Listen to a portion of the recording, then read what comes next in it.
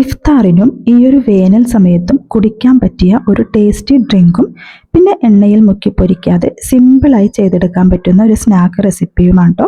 അപ്പോൾ വീഡിയോ എല്ലാവരും സ്കിപ്പ് ചെയ്യാതെ കാണാം. അപ്പോൾ അത് ആദ്യം തന്നെ ചവ്വരി ഉണ്ടല്ലോ, അതൊന്ന് കുതിർക്കാൻ വെച്ചിട്ടുണ്ടായിരുന്നു കേട്ടോ. ഒരു 3/4 കപ്പ് ചവ്വരി വരെ എടുത്തിട്ടുണ്ട്. എന്നിട്ട് ഇതൊന്ന് ഇനി തിളപ്പിച്ചെടുക്കാം കേട്ടോ. സാധാരണ ഇപ്പോൾ എല്ലാവർക്കും അറിയാവുന്നതായിരിക്കും. തിളപ്പിച്ചതിന് ശേഷം തണുത്ത വെള്ളത്തിൽ ഒഴിച്ചിട്ട് അരിച്ചൊന്ന് എടുത്ത് മാറ്റി വെക്കാം കേട്ടോ. ഇനി ഒരു പാത്രത്തിലേക്ക് 2 കപ്പ് പാൽ ഒഴിച്ചു കൊടുക്കുന്നുണ്ട്. ഇനി ഇതൊന്ന് തിളപ്പിച്ചെടുക്കാം. ഇനി ഇതിലേക്ക് 2 ഏലക്കയാണ് ചേർത്ത് കൊടുത്തത്. ഇനി പാല് തിളച്ച് വരുമ്പം ഇതിൽ മധുരത്തിനായിട്ട് കണ്ടൻസ്ഡ് മിൽക്കാണ് ചേർക്കുന്നത്. ഞാനിവിടെ മധുരത്തിന് കണ്ടൻസ്ഡ് മിൽക്ക് മാത്രമേ ചേർത്ത് കൊടുക്കുന്നുള്ളൂ. പഞ്ചസാര വേണമെന്നുണ്ടെങ്കിൽ പഞ്ചസാരയാണെങ്കിലും ചേർത്ത് കൊടുക്കാവുന്ന കേട്ടോ. എന്നിട്ട് നല്ലതുപോലെ ഒന്ന് ഇളക്കി കൊടുക്കാം. ഒരു 2 മിനിറ്റോളം ഒന്ന് തിളപ്പിച്ചെടുക്കുന്നുണ്ട്. 3/4 കപ്പോളം കണ്ടൻസ്ഡ് മിൽക്കാണ് ചേർത്ത് കൊടുത്തത്. മധുരത്തിനനുസരിച്ച് കൂടുതൽ ചേർക്കാവുന്നതാണ്. ഇനി ഇത് തണുത്ത് കഴിയുമ്പോഴുണ്ടല്ലോ, ഇതിൽ നിന്ന് പകുതി പാലെടുത്ത് മിക്സിയുടെ ജാറിലേക്ക് മാറ്റി കൊടുക്കാം. പിന്നെ വേണ്ടത് കരിക്കാണ് കേട്ടോ. ഞാനിവിടെ 2 കരിക്കാണ് ടോട്ടൽ എടുത്തിരിക്കുന്നത്. അപ്പോൾ ഒരു കരിക്ക് ഇതിലേക്ക് അടിച്ച് ചേർത്തു. പിന്നെ കുറച്ചത് ഇതുപോലെ സ്ലൈസാക്കി ചേർത്ത് കൊടുക്കാം. പിന്നെ നമ്മൾ നേരത്തെ മാറ്റി വെച്ച ആ ചവ്വരി ചേർക്കുന്നുണ്ട്. ഇനി ആശാളിയാണ് കേട്ടോ. ആശാളി ഹല്ലിം എന്നൊക്കെ പറയും. ഇതിൻ്റെ ഗുണങ്ങളെക്കുറിച്ച് എല്ലാവർക്കും അറിയാവുന്നതായിരിക്കും.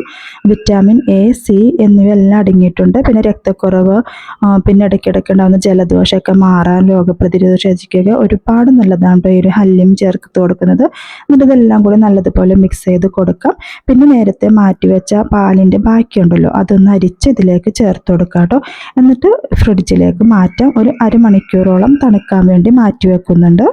ഞാനിവിടെ പെട്ടെന്ന് തണുത്ത് കിട്ടാൻ വേണ്ടി ഫ്രീസറിലാണ് കേട്ടോ മാറ്റി വെക്കുന്നത്. എന്നിട്ട് നമുക്ക് സെർവ് ചെയ്യാവുന്നതാണ്. നല്ല അടിപൊളി ടേസ്റ്റി ആയിട്ടുള്ള ഡ്രിങ്കാണ്. ട്രൈ ചെയ്ത് നോക്കാം കേട്ടോ.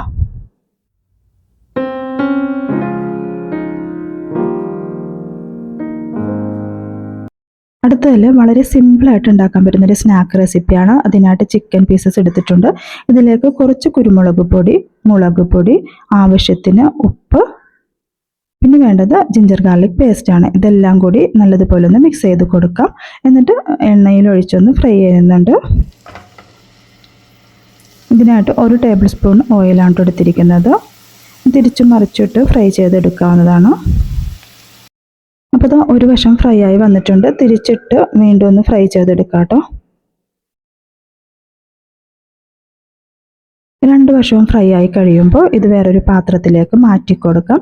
ഈ ഒരു സെയിം ഓയിലിൽ തന്നെ സവാള ഉണ്ടല്ലോ, സവാളയുടെ പകുതിയാണ് എടുത്തിരിക്കുന്നത്. ചെറുതായി അരിഞ്ഞതും ഗ്രേറ്റ് ചെയ്ത ക്യാരറ്റും കൂടി ചേർത്ത് കൊടുക്കാം. എന്നിട്ട് നല്ലതുപോലെ ഒന്ന് വഴറ്റിയെടുക്കാം. ഞാൻ വേറെ ഉപ്പൊന്നും ചേർത്ത് കൊടുത്തിട്ടില്ല. കാരണം ആ ഒരു ഓയിലിൽ ഉപ്പ് ഉണ്ടായിരുന്നു കേട്ടോ. കാരണം ചിക്കനിൽ നമ്മൾ ഉപ്പ് ചേർത്തതാണല്ലോ. ഇനിയിപ്പോൾ ചില്ലി ഫ്ലേക്സ് 1 ടേബിൾ സ്പൂൺ ചേർത്ത് കൊടുക്കുന്നുണ്ട്. പിന്നെ മാറ്റി വെച്ച ആ ഒരു ചിക്കൻ ഉണ്ടല്ലോ, അത് ചെറിയ ചെറിയ പീസസ് ആയിട്ട് ഇതിലേക്ക് ചേർക്കാവുന്നതാണ്. എന്നിട്ട് എല്ലാം കൂടി നല്ലതുപോലെ ഒന്ന് മിക്സ് ചെയ്ത് കൊടുക്കാം. ഇനി ഇതിലേക്ക് കുറച്ച് നൂഡിൽസും കൂടി ചേർക്കുന്നുണ്ട് കേട്ടോ. ഇത് വേവിച്ച് നേരത്തെ മാറ്റി വെച്ചിട്ടുണ്ടായിരുന്നു. എന്നിട്ട് എല്ലാം കൂടി നല്ലതുപോലെ ഒന്ന് മിക്സ് ചെയ്ത് കൊടുക്കാം. ഇനി സൈഡിലായിട്ട് കുറച്ച് ബട്ടറും കുറച്ച് പാലും ഒഴിച്ചു കൊടുക്കുന്നുണ്ട്. വൈറ്റ് സോസ് തയ്യാറാക്കാൻ വേണ്ടിയാണ് കേട്ടോ. എന്നിട്ട് ഒരു 2 ടേബിൾ സ്പൂണോളം മൈദയും കൂടി ചേർത്ത് നല്ലതുപോലെ ഒന്ന് മിക്സ് ചെയ്യുന്നുണ്ട്. ഇത് വേണമെന്നുണ്ടെങ്കിൽ നിങ്ങൾക്ക് വേറെ പാത്രത്തിൽ സെപ്പറേറ്റ് ചെയ്തെടുക്കാവുന്നതാണ് കേട്ടോ. അപ്പം ഞാനിത് ഒരുമിച്ച് തന്നെയാണ് ചെയ്യുന്നത്. എന്നിട്ട് ഇതെല്ലാം കൂടി നല്ലതുപോലെ ഒന്ന് മിക്സ് ചെയ്ത് കൊടുക്കാം.